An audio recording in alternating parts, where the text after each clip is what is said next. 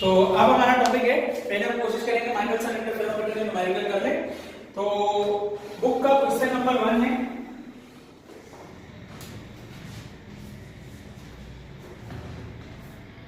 Page number 370, question number 1। यहां पर इसका डेटा बना लेते हैं बेटा, क्वेश्चन पढ़ेंगे। तो पहला सवाल है, how many fringes will pass a reference point if the mirror of the Michelson interferometer is moved by 0.08 millimeter? The wavelength of light used is 5800 angstrom. तो सवाल पढ़ के आपको समझ आ गया होगा कि हमें मालूम क्या करना है, हाउ मेनी फ्रिंजेस, मतलब कि हमें यहाँ पे m मालूम करना है, हमें m मालूम करना है।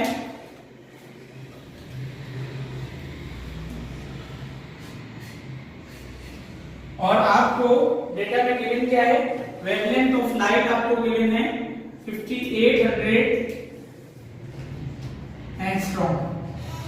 और जब हम इसको कन्वर्ट करेंगे तो ये आपके पास आ जाएगा 5800 multiply by 10 to the power -10 metre.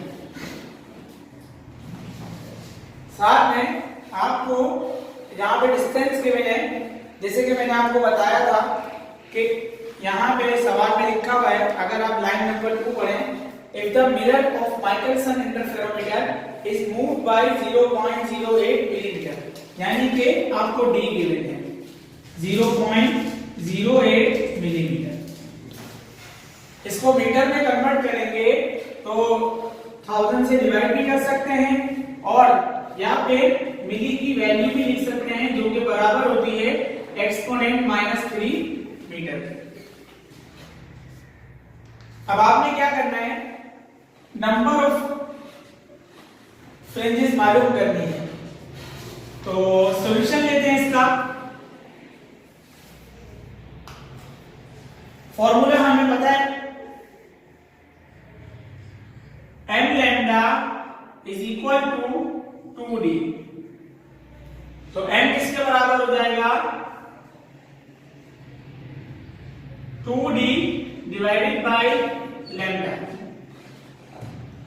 यहां पे वैल्यू सब्स्टिट्यूट करेंगे तो आपके पास क्या आ जाएगा, m is equal to 2d की वैल्यू कितनी है 0.08 एक्सपोनेंट -3। उसको यहां पे सब्स्टिट्यूट कर देंगे 0.08 exponent -3 divided by lambda. Lambda की वैल्यू कितनी है 5800 एक्सपोनेंट -10। इसको कैलकुलेट कर लेते हैं कैलकुलेटर के अंदर।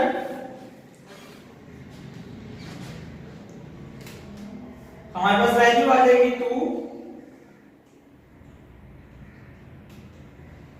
0.08 exponent -3 and divided by 5800 exponent -10। तो आपके पास आंसर आ रहा है 275.86। तो हम यहाँ पे आंसर लिख लेंगे 275।